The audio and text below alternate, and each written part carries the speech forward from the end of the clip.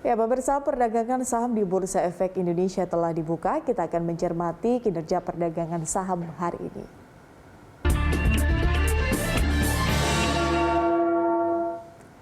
Dan untuk mengetahui pergerakan saham hari ini, kita bergabung dengan analis Indo Premier Sekuritas, ada Mas Mino. Mas Mino, selamat pagi. Selamat pagi, Mbak Patricia. Oke. Baik, Mas Mino, langsung saja. Kalau kita melihat pergerakan indeks kita pada saat ini, Mas Mino, ada sejumlah sentimen kemudian yang mempengaruhi.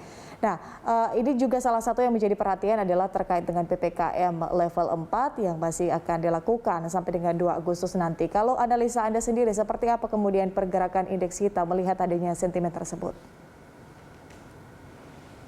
Ya, untuk hari ini sendiri kita prediksi indeks akan bergerak bervariasi ya, cenderung menguat terbatas. Nah, memang ada dua hal ya, ada yang negatif, ada yang positif dari sisi sentimen. Negatifnya adalah dari eksternal, kita tahu Wall Street melemah, kemudian harga komoditas juga kayak terkoreksi ya. Tapi di dalam negeri ada dua hal yang cukup positif juga, yaitu terkait dengan kemarin kedatangan vaksin kita, jadi diharapkan akan semakin mempercepat progres vaksinasi nasional. Kemudian kita juga mulai ada laporan keuangan ya. Nah, terkait tadi dengan PPKM sendiri, sebenarnya itu kan aturannya udah agak sedikit diperlonggar ya. Jadi itu lebih cenderung cukup positif sebenarnya untuk market gitu. Termasuk juga dengan kasus atau jumlah kasus terkait dengan lonjakan COVID-19, Mas Mino? Ya, sejauh ini kasus COVID-19 memang masih cukup tinggi ya, di 40-an ribu, tapi itu di bawah peaknya kita. Jadi, dan kalau kita bandingin antara spesimen dengan kasus positifnya, sebenarnya rate-nya agak turun ya. Jadi, ini sebenarnya udah tidak menjadi khawatiran lagi di pasar gitu, Mbak. Dan kalau berdasarkan data BOR di DKI Jakarta juga datanya udah turun, jadi itu mengindikasikan bahwa tekanan di fasilitas kesehatan juga udah mulai mereda gitu. Mas Mino, kalau kita cermati pada tahun 2020 yang lalu dengan berbagai macam kebijakan ya terkait dengan COVID-19, PSBB, kemudian juga PPKM darurat dan berbagai macam istilah lah seperti itu. Tapi kalau kita lihat dampaknya dibandingkan di tahun 2020 ini nampaknya tidak terlalu signifikan ya. Kalau di tahun 2020 indeks kita bahkan sempat turun drastis pada saat itu. Tapi kalau Anda melihat sendiri bagaimana sebenarnya daya tahan indeks kita, Mas Mino, untuk saat ini dengan adanya berbagai macam sentimen tersebut? Iya, memang kondisinya berbeda ya. Jadi kalau di tahun 2020 itu COVID kita, tapi COVID kita melonjak, tapi belum ada program vaksinasi nasional gitu. Nah, untuk saat ini kan COVID naik, tapi program vaksinasi nasional juga terus berjalan. Jadi intinya ke depan diharapkan COVID itu bisa dikendalikan. Gitu. Nah, sejauh ini memang dampak terhadap indeks kita cenderung terbatas ya, tidak seperti tahun 2020 karena kondisi tadi. Nah, dalam sebulan terakhir sebenarnya indeks kita cenderung bergerak sideways ya, itu di rentang antara 5.950 dan 6.150. Jadi indeks kita itu pergerakannya hanya di range itu aja, Mbak. Walaupun memang belakangan ada COVID-19 yang lonjakan yang cukup besar gitu. Oke, masih bergerak sideways sebulan terakhir. Ke sentimen berikutnya, Mas Mino, Bank Indonesia kemudian memutuskan untuk menahan suku bunga. Dampaknya masih terasa sampai dengan saat ini? Ya, memang itu udah sesuai ekspektasi ya, dengan kondisi rupiah juga relatif stabil, kemudian cadangan devisa kita juga cukup tinggi, dari eksternal juga belum ada perubahan kebijakan moneter. Nah, ini memang sebenarnya untuk dampaknya udah mulai kelihatan juga di sektor real, yaitu terkait dengan penyaluran kredit ya. Jadi penyaluran kredit udah mulai membaik. Jadi harusnya ini ke depan akan dampaknya akan masih positif gitu. Oke, sudah sesuai ekspektasi sebetulnya. Kemudian Mas Mino, Bank Indonesia kemudian terkait dengan merevisi turun target pertumbuhan ekonomi Indonesia. Kalau dari prediksi Anda sendiri seperti apa? Ya, memang dengan adanya pemberlakuan PPKM darurat ya, itu yang membuat aktivitas ekonomi itu agak sedikit terganggu, terutama dalam 1 bulan terakhir itu mau nggak mau akan sedikit mengganggu proses pemulihan ekonomi gitu. Jadi nanti di kuartal 3 mungkin memang pertumbuhan ekonominya itu tidak akan setinggi seperti proyeksi sebelumnya itu.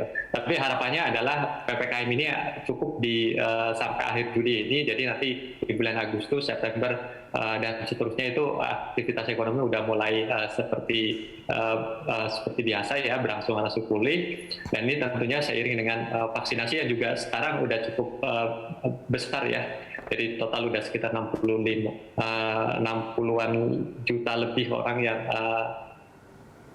terutama untuk dosis 1 dan 2 gitu.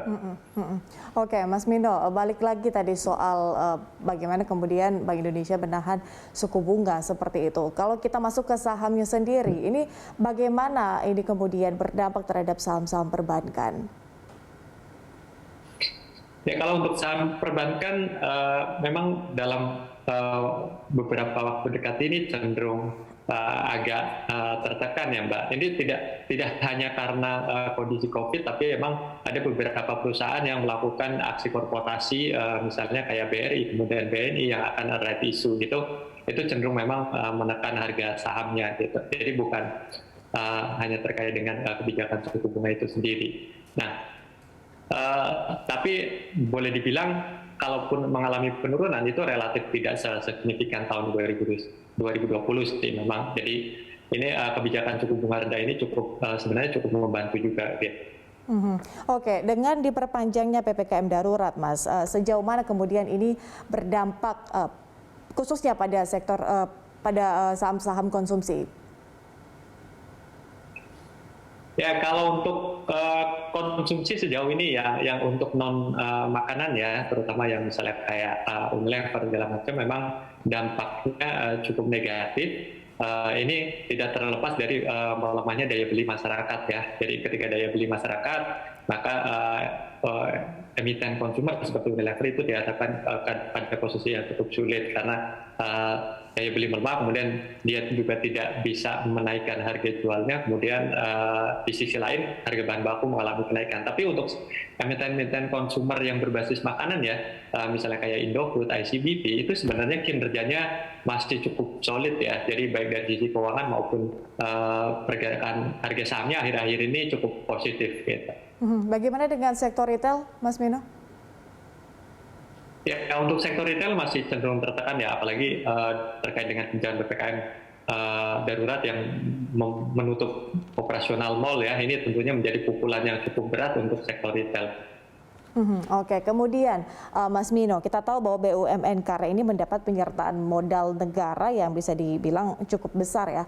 Kalau Anda sendiri melihat prospeknya seperti apa? Pergerakannya seperti apa saat ini, kemudian nanti ke depan seperti apa? Ya, secara umum sebenarnya untuk pergerakan BUMN karya ya itu masih cenderung bearish sebenarnya ya, walaupun dalam 2-3 hari terakhir itu agak sedikit kenaikan, mungkin itu lebih terkait tadi ya penyertaan modal, tapi kinerja dari emiten BUMN ini sendiri sebenarnya memang cukup terdampak dengan adanya pandemi COVID-19 ya. Jadi kalau misalnya nanti ke depan pandemi COVID-19 ini bisa diatasi, tentunya dengan program vaksinasi nasional ini, tentunya kinerjanya akan berubah menjadi positif ya, berbanding terbalik dengan kondisi tahun lalu gitu. Jadi kondisi pergerakan sahamnya saat ini masih cenderung tertekan, tapi ada ekspektasi ke depan kinerjanya akan membaik. Gitu. Oke, berarti masih terkait dengan pandemi COVID-19 juga. Terakhir, Mas Mino, bagaimana dengan rekomendasi Anda untuk perdagangan saham hari ini? Ya, untuk hari ini kita rekomendasikan untuk Era, kemudian Bank Mandiri, itu kita rekomendasikan buy. Kemudian untuk Adaro dan Antam kita rekomendasikan buy on weakness. Oke, baik, terima kasih atas informasi dan juga analisis dari Anda, Mas Mino. Pemirsa, demikian sudah bergabung analis Indo Premier Sekuritas, Mino.